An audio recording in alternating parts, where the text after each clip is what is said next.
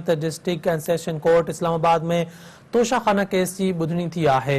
बुधनी दौरान PTI chairman Imran Khan अॼु बि अदालत में पेश न थियो आहे। पीटीआई चेयरमैन इमरान खान जे वकील ख्वाजा हारिस तरफ़ां खेसि अॼु हाज़िरी खां छूट ॾियण जी दरख़्वास्त दाख़िल कराई वई आहे।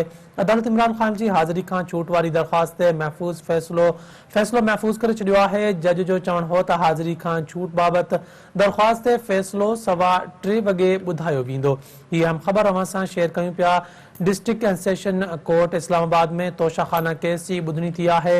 बुधनी दौरान पीटीआई चेयरमैन इमरान खान अॼु बि अदालत में पेश न थियो आहे। पीटीआई चेयरमैन इमरान खान जे वकील ख्वाजा हारिस तरफ़ां खेसि अॼु हाज़िरी लाइ छूट ॾियण जी दरख़्वास्त दाख़िल कराई वई आहे। अदालत इमरान खान जे हाज़िरी खां छूट वारी दरख़्वास्त ते फ़ैसिलो महफ़ूज़ करे छॾियो आहे। जज जो चवणु हो त हाज़िरी खां छूट बाबति दरख़्वास्त ते फ़ैसिलो 3:15 वॻे ॿुधायो वेंदो। हीअ अहम ख़बर असां सां शेयर कयूं पिया। District and session court Islamabad में तोशाखाना केस की बुधनी थी है।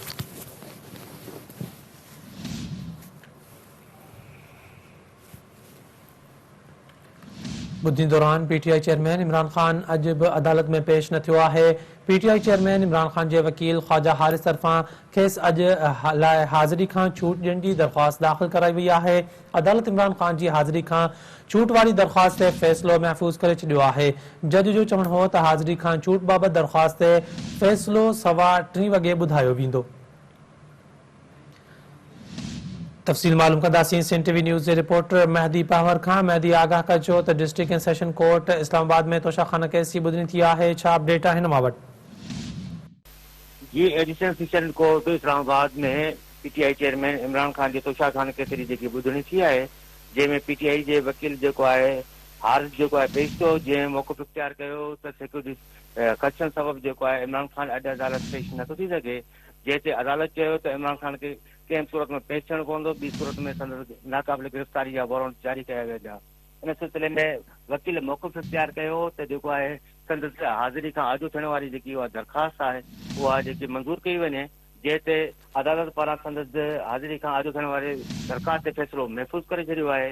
अदालत पारां ॿुधणी जेकी आहे 3:15 वॻे ताईं मुलतवी कई वई आहे ऐं जज पारां इहो मौक़िफ़ इख्तियार कयो आहे त जेको इमरान खान जेकॾहिं अॼु पेश न थींदो त संदसि गिरफ़्तारी जा वारंट जारी कई वेंदा। अदालत पारां जेको आहे 3:15 वॻे ताईं ॿुधणी मुलतवी कई वई आहे। जी मेहदी, अपडेट ॾियण लाइ वॾी महिरबानी अव्हां जी।